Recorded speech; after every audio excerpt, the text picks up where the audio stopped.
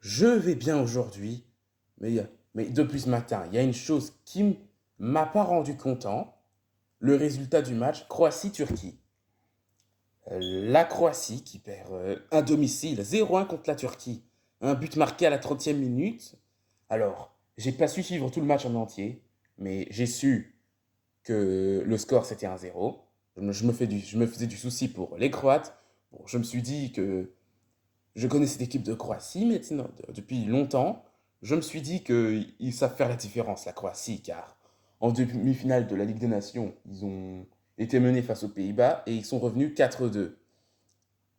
Donc je me suis dit qu'ils allaient faire la différence. Même avec une prière. Je me suis dit, j'étais sûr que cette équipe de Croatie allait faire la différence. Mais hop, je vois le résultat ce matin. Ils ont perdu 1-0 contre la Turquie. C'est honteux. Contre la Turquie, c'est pas vrai. Donc du coup, la Turquie qui est du coup qualifiée pour l'Euro 2024. Et c'est assez bête parce que cette belle équipe de Croatie perd des points. Donc, et perd sa première place. Donc la Turquie, par surprise, est première avec 13 points et la Croatie a 10 points. Je sais pas pourquoi, mais je le sentais. Ça, je sais pas pourquoi, mais je le sentais que la Croatie n'allait pas gagner. Je faisais des rêves bizarres comme quoi la Turquie gagnait. Bah, dans la vraie vie, elle a vraiment gagné. Je commence à me poser la question, est-ce que mes rêves peuvent prédire l'avenir ou c'est juste des signes, des coïncidences? Peut-être des signes. C'est moi qui me fais des idées. Prédictions, sérieusement. C'est peut-être des signes. Alors, quand on voit les stats, la Croatie a quand même mieux joué que la Croatie. Mais quand je vois la composition, je n'ai pas compris. Modric, Kovacic, Brozovic, c'est un très bon duo. C'est un très bon trio, pardon. Moi qui dis duo. Duo, c'est deux personnes. On se passe les une minute. Trio. Mais la question que je me pose, mais j'étais pas convaincu de la composition. Pourquoi ils sont pas au milieu du terrain, là où on lance le coup d'envoi? C'est ça aussi, là, c'est la composition aussi qui me perturbait. Si, qu'est-ce qui s'est passé pour prendre ce but? Bah, une défense pas très rapide, mais le responsable de ce but concédé, c'est Livakovic, malheureusement. C'est assez stupide. Livakovic qui n'a pas fait un match si mauvais que ça, mais c'est quand même un peu de sa faute si la Croatie a pris ce but, parce que il est sorti du but alors que ce n'était pas nécessaire. Et il a laissé de l'espace à la Turquie et ça fait but. C'est assez stupide de se prendre un but comme ça. Et malheureusement, la Croatie n'a pas su faire la différence. Et Lovro Mayer, qui n'est pas vraiment au top de sa forme en équipe nationale ces derniers temps, a raté l'égalisation. Comment il a pu rater ça, notre ami Mayer? Et puis, il y a eu ce penalty non donné. Alors, je sais pas vous, mais moi je vois bien, je vois pas où il y a une main. Ça retombe sur le torse du joueur turc, donc je vois pas où il y a faute. Mais c'est stupide, c'est honteux les Croates, hein. Donc, la Turquie qui est qualifiée, si je dis pas de bêtises. La Croatie qui a 10 points. Donc, le prochain match, c'est contre le Pays de Galles. Donc, ce sera en extérieur. Pays de Galles-Croatie. Donc, il faut surtout pas perdre ce match pour éviter de perdre des points. Sinon, ça en fera 6 perdus. Donc là, il faudrait gagner, se rattraper de ce match perdu pour gagner 3 points. Et si la Croatie veut récupérer sa première place, bah, faut espérer. Voilà, j'ai dû couper pour arranger le problème d'espace stockage. C'est déjà rangé. Donc, je disais donc si la Croatie veut récupérer sa première place, bah, le prochain match, c'est face au Pays de Galles. Et il faut surtout pas le perdre. Il faut le gagner. Et il faudrait espérer que la Turquie ne gagne pas son match. Face à, je sais pas, ils vont affronter qui ensuite? L'Arménie, la Lettonie? Je sais pas, mais s'ils jouent contre la Lettonie, c'est impossible qu'ils gagnent pas, les Turcs. Mais si la Croatie veut récupérer sa première place, il faut espérer que la Turquie perde par une victoire miraculeuse, pardon, de soit l'Arménie ou la Lettonie. Je sais pas qui ils affrontent, je verrai ça. Donc voilà, donc le prochain match de la Turquie, c'est face à la Lettonie. Bon, la Lettonie qui n'est pas vraiment une équipe terrible, les Croates les ont battus 5-0. Là, ça m'étonnerait que les Turcs ne gagnent pas face à la Lettonie, mais c'est pas grave. Le plus important pour les Croates, c'est de ne pas perdre les prochains matchs face au Pays de Galles, face à l'Arménie et la Lettonie. Ce serait sympa de bien terminer pour eux. Et là, je viens de compter, purée, ils n'auront pas une vingtaine de points. Donc, s'ils gagnent leurs le match suivant, ça leur fera 19 points. Que... Mais là, pour le moment, c'est une... Bon, je vais faire un jeu de mots très nul. Pour le moment, c'est une croatastrophe. Ne vous forcez pas à rire. Je sais, c'est très nul. Mais là, il ne faut surtout pas perdre face au Pays de Galles. Ni faire un match nul, histoire de gagner des points. De bons points. Donc, s'il se qualifie et que pour le tirage au sort de la compétition officielle qui vont jouer de la course à la finale, s'ils se retrouvent en groupe, espérons qu'ils prennent leur revanche. Bon, je vais déjà loin quand même. Hein. Faut déjà savoir qui va se qualifier et qui va pas se qualifier. Mais ça m'étonnerait que les Croates ne se qualifient pas. Pas possible. Donc, je vais revenir sur mon opinion sur ce match. Bah, j'ai quand même envie de dire que pour ce but-là, la Turquie a eu de la chance. Hein, parce que, déjà, les Croates ont mieux joué, quand même, quand on voit dans les stats. Et si Livakovic n'aurait pas fait cette stupide erreur, le match se serait terminé sur un 0-0, j'en suis sûr. Hein. Donc, je préfère être tenu en échec d'un match nul que perdre. Hein. Je préfère me faire tenir en échec. Hein. Donc, bonne chance la Croatie pour le match face au Pays de Galles. Et maintenant, on va s'intéresser aux autres matchs de la soirée. Bah, l'Albanie a défoncé la Tchéquie 3-0 et s'approche de l'Euro 2024 elle aussi. Bravo les Albanais, bravo l'Albanie, je ne m'attendais pas qu'ils soient forts à ce point-là. Cette équipe d'Albanie m'a vraiment impressionné, m'a vraiment surpris. Bah, bravo les Albanais. Bref, et la Pologne, et bah, grâce à cette victoire de l'Albanie, bah, la Pologne reprend espoir et a 9 points. La Pologne repasse devant la Moldavie et la Tchéquie. Donc bravo la Pologne et ils peuvent remercier l'Albanie, l'équipe qui les a battus. Et ils ont 9 points. Donc là, la Pologne peut garder ses espoirs. Ils peuvent reprendre leurs espoirs, les Polonais.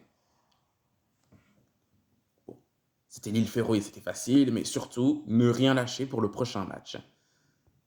Contre qui, purée, je retiens même pas les prochains adversaires quelle équipe va affronter.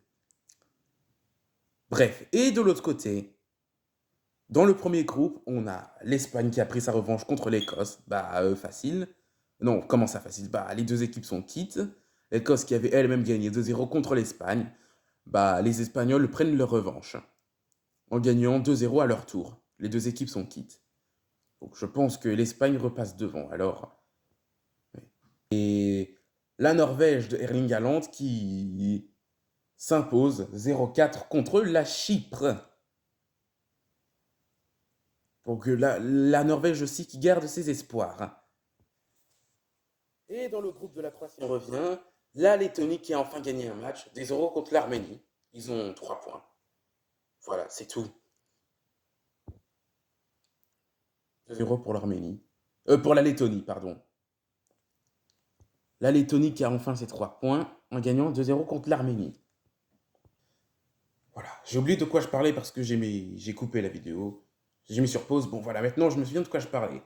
Maintenant, j'ai le classement en vue. Donc, bah, malgré sa défaite contre l'Espagne, je vois que l'Écosse reste première de son groupe avec 15 points, l'Espagne 12 points et la Norvège 10 points. Bah, la Turquie qui a 13 points, la Croatie 10, l'Arménie et le Pays de Galles qui vont se battre parce que ils en sont tous les deux à 7. La Lettonie a 3 points, donc ils n'ont plus rien à jouer. Il faut jouer pour le plaisir maintenant. Bon, bah, l'Albanie qui a 13 points, et grâce à eux, la Pologne a retrouvé ses espoirs, car ils ont 9 points et ils sont deuxièmes. Les Polonais peuvent remercier l'Albanie, encore une fois, je répète souvent la même chose, désolé, si ça vous dérange, vous pouvez me le dire. Voilà, donc c'était les matchs de la soirée. J'en ai pas oublié, non. Maintenant, ce soir, c'est les matchs du groupe J, le groupe F et le groupe B. Donc, on a, on a Estonie-Azerbaïdjan, match des Diables Rouges, pas intéressant. Irlande-Grèce, donc l'Irlande qui a 3 points, la Grèce qui en a 9, donc l'Irlande qui ferait mieux au moins de gagner pour avoir 6 points, ça pourrait éviter d'aggraver leur situation, car 4 défaites. Ils en sont à 4 défaites. La Grèce qui a 9 points, c'est pas mort pour eux. Il suffit de gagner pour gagner plus de points. En plus, l'année prochaine, ça fera 20 ans qu'ils ont gagné l'Euro 2004, la Grèce, donc ce serait sympa pour eux de participer à cet Euro 2024, 20 ans plus tard. Dommage sinon. Et on a Pays-Bas-France, donc les Français qui ont écrolé le château de cartes néerlandais, donc les Néerlandais qui doivent être soif de revanche.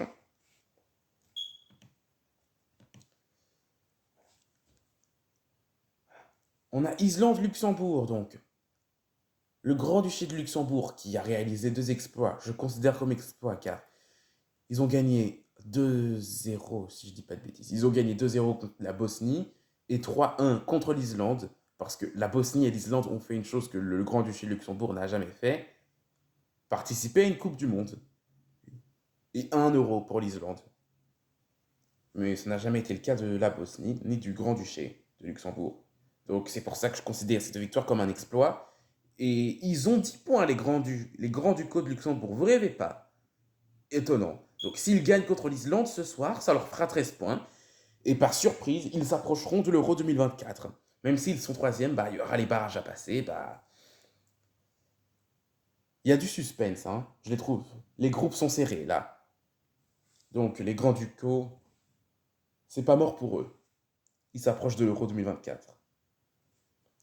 Et l'Islande qui va se battre avec la Bosnie pour savoir qui va s'en sortir, parce qu'ils sont égalité, les deux. 6 points. Donc là, c'est chaud. Et le Portugal qui affronte la Slovaquie, les deux dominants du groupe. L'Irlande du Nord, Saint-Marin. Ah non, ça c'est demain. Il y a Ukraine, Macédoine du Nord, Slovénie, Finlande, mais ça c'est demain. Mais là, on s'occupe des matchs de ce soir. Donc, les matchs que je vais regarder ce soir, personnellement, c'est Pays-Bas-France, Autriche et Autriche-Belgique, parce que j'étais fin et la une. Bref, voilà. Donc, nous sommes à vendredi 13, donc on va voir qui n'aura pas de chance ce soir. Espérons que ce soit pas nous, la Belgique. Van Dijk is 13 vrijdag. Voilà, vendredi 13 en néerlandais. C'est Pays-Bas-France.